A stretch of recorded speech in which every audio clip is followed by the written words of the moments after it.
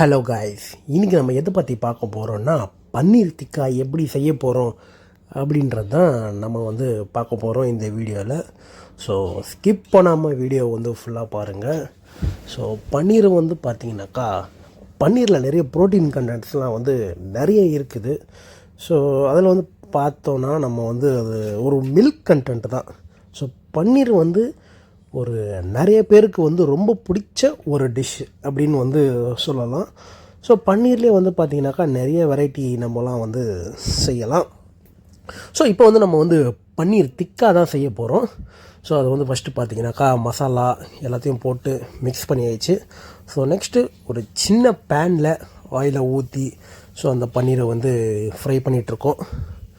So oil எப்போவுமே கொஞ்சம் கம்மியாக யூஸ் பண்ணுங்கள். கம்மியாக யூஸ் பண்ணிங்கன்னா உங்கள் உடம்புக்கும் நல்லது, ஸோ பன்னீருக்கும் நல்லது. ரொம்ப ஆயில் போட்டுறாதீங்க, சும்மா லைட்டாக போடுங்க ஆயில். ஸோ அப்போ தான் கொஞ்சம் நல்லாயிருக்கும், டேஸ்ட்டும் கொஞ்சம் நல்லா வரும். ஸோ அதனால் ஆயில் நாங்கள் கொஞ்சம் கம்மியாக தான் போட்டிருக்கோம் கைஸ். ஸோ நீங்களும் கம்மியாக யூஸ் பண்ணுங்கள். ஜிம்முக்கு போகிற ஜிம் ஃப்ரீக்ஸ்க்கு இதெல்லாம் ரொம்ப ஒரு யூஸ்ஃபுல்லாக இருக்கும். ஸோ அதனால் ஆயில் கம்மியாக போடுங்க. பன்னீர் போட்டாச்சு. பன்னீர் ஃப்ரை ஆகிட்டுருக்கு இருக்குது. வெயிட் பண்ணி பார்ப்போம்.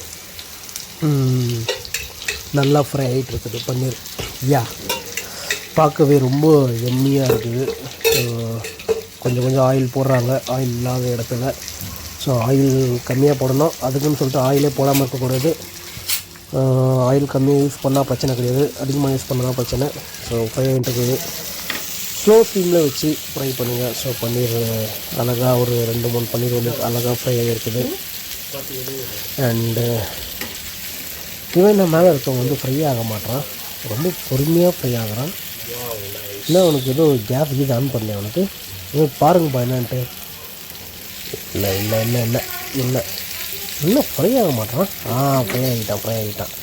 அது பார்க்க கொஞ்சம் டார்க் ப்ரௌனாக இருக்கிற மாதிரி இருக்கும். ஸோ அது தீஞ்சி போனதாக அர்த்தம் கிடையாது, ஃப்ரை ஆகிருக்கதான் அர்த்தம் கைஸ் அது. ஸோ கொஞ்சம் நல்லா ஃப்ரை பண்ணிக்கோங்க. அதை நல்லா திருப்பி விட்டு நல்லா ஃப்ரை பண்ணுங்கள். அண்டு ஃபைனலி பன்னீர் கைக்கு வந்துச்சு. எப்படி இருக்குன்னு டேஸ்ட்டு பார்க்கலாம். நான் சாப்பிட்டு எப்படி இருக்குன்னு சொல்கிறேன். வாவ், அருமை அருமை, செம்மையாக இருக்குது கைஸ் பன்னீர். உண்மையிலே எனக்கு பன்னீர்னால் எனக்கு ரொம்ப பிடிக்கும். ஸோ இந்த பன்னீர் பார்த்திங்கன்னா ஒரு டிஃப்ரெண்ட்டாக பண்ணியிருக்காங்க. ஸோ ரொம்ப அழகாக இருக்குது இந்த பன்னீர். சாப்பிடவே ரொம்ப எம்மியாக இருக்குது. அதுலேயே நான் மைனஸ் தொட்டு சாப்பிட்டேன். செம்ம சூப்பராக இருக்குது. நீங்களும் ட்ரை பண்ணி பாருங்கள். தேங்க்யூ.